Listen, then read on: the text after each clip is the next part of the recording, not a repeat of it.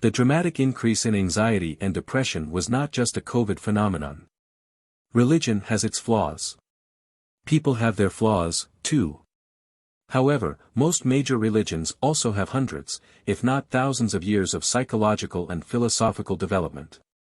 It was not until the Enlightenment that these began to separate. The past 2 centuries of economic development have seen work become segregated into narrowly focused sections of expertise. The therapists, family planners, guardians of knowledge, psychiatrists, economists, and educated intellectuals largely came from your priest or some other religious leader. And through the intellectual development of these individuals, Judeo-Christian religions concluded that individuals have intrinsic value, and some religions like Buddhism expressed the value of all living things. There is much more to us than how we appear outwardly, our hobbies, our hardships, and certainly not our political identity. Unfortunately, nouveau riche soothsayers and race-baiting con-men like Henry Rogers, Ibram X. Kendi have anointed themselves the clergymen of a new Gnostic religion. These public practitioners of practiced duplicity are case studies in political Gnosticism. Gnosticism, from the Greek gnostikos for, having knowledge, flourished in the early years of Christianity and produced hundreds of writings that came eventually to be excluded from the books that make up the Christian scriptures. There were many diverse sects of Gnostics, with varying beliefs, but they all believed themselves privy to a highly specialized form of knowledge, the secret teaching of a truth so profound and overwhelming that it can only be shared with insiders.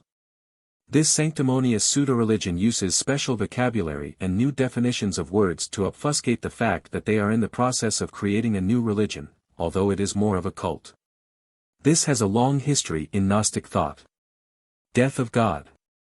The death of God began with the economic advancement of the West in the 1800s.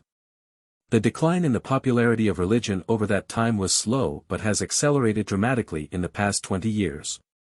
Many no longer see the usefulness of a personal God and have taken on a Gnostic religion that replaces the notion of original sin with concepts such as racial, sex, and class consciousness. Like Christianity, they believe that you must atone for your failures as a human being. Liberals are especially afflicted with a white savior versus white guilt complex that they willingly foist on the rest of us. How do the wokest among us go about this? They force employees and students to go to the new church in human resource departments, public schools, or sadly your actual church. While there you receive training on social-emotional learning, cultural responsiveness, and anti-racism. Anti-racism is the false dichotomy that says you are either racist or anti-racist and you must atone for this. Yet as a white person you cannot be an anti-racist no matter how hard you try. White people benefit from the patriarchy and systemic oppression. The hashtag Whippopo are a product of white privilege according to these New Age Gnostic charlatans. The catch is that even after receiving this training you are still a sinner. There is nothing that allows a white person to become an anti-racist because, according to the prophecy, white people are given certain advantages in Western society that they must make reparations for. The modern world has forgotten the importance of recognizing people as individuals. As Ayn Rand once said, the smallest minority is the individual. Unfortunately, we seem to be devolving in our knowledge of group and individual identity. Human beings, and our relatives the chimpanzees, have a long history of being tribal. Seeing people as individuals was the West's solution to humanity's tendency to categorize people into groups and evaluate them based on that group identity. The modern West focuses almost exclusively on surface-level factors that a religious man like Martin Luther King Jr. would scoff at. King argued that we should judge others by the content of their character. Unfortunately, the woke have decided that is a backwards and non-inclusive idea. Instead of focusing on the diversity of thought, leftists believe we should focus on the diversity of personal trauma, mental illness, and self-esteem. In the education system, students are taught that their value comes from their political identity, not their accomplishments. Modern students are products of Paulo Freire's school of oppression pedagogy and public education's effort to politicize everything. The meritocracy of the West is crumbling at the hands of this new anti-racist aristocracy. See Washington State's new Department of Equity. This anti-racist pseudo-religion believes the state is the ultimate arbiter of morality. This quest for cosmic justice punishes the successful and replaces them with people who they believe have the correct intersectional identity. See Joe Biden's new press secretary Karine Jean-Pierre. Mental illness. A major discovery in Judeo-Christian religions is the intrinsic value of human beings. The West adopted a humanistic approach during the Enlightenment that argued humans have autonomy and individual self-worth, but that thinking originated in religion thousands of years prior. There is a sensible argument that says the Catholic Church led to the rise of individualism in the West through a series of edicts that people have highly personal relationships with God. It could be argued that some modern-day criticisms of the Catholic Church by Protestants are a continuation of that individualistic thinking.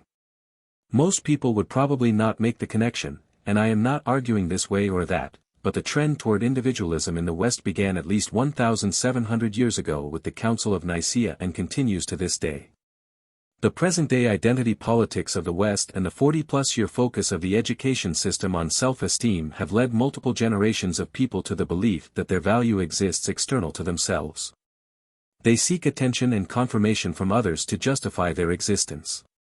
This strategy is destined to fail. As you can see below, in the past years the increase in mental illness has accelerated at an unprecedented pace. The chart above ends in 2017, and the mental health of the U.S. has only gotten worse over the pandemic. In the first year of the useless COVID lockdowns, the prevalence of anxiety and depression increased by a massive 25%. Nevertheless, it is important to remember that we are often just bit players in the lives of other people's personal Truman Show. Politicians are particularly noteworthy for not giving a damn. Many people tend to act like they are the center of their own universe. Thus, seeking self-worth from others is destined to be fraught with disappointment. For this reason, if the West is to embrace the death of God, it does not look good for the future of mental illness in this West. With these changes will come a rise in nihilism, alienation, and even violence. As Nietzsche wrote in The Gay Science more than a century ago, God is dead. God remains dead. And we have killed him. How shall we comfort ourselves, the murderers of all murderers?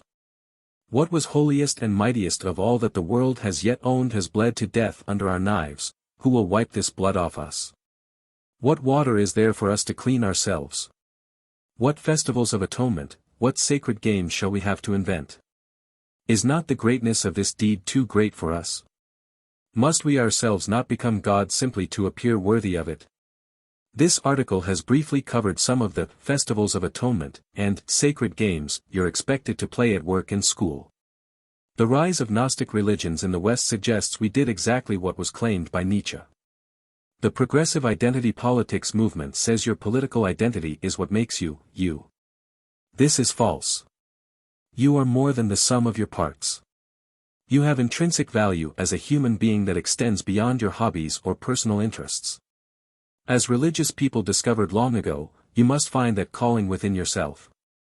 The external world will not give it to you.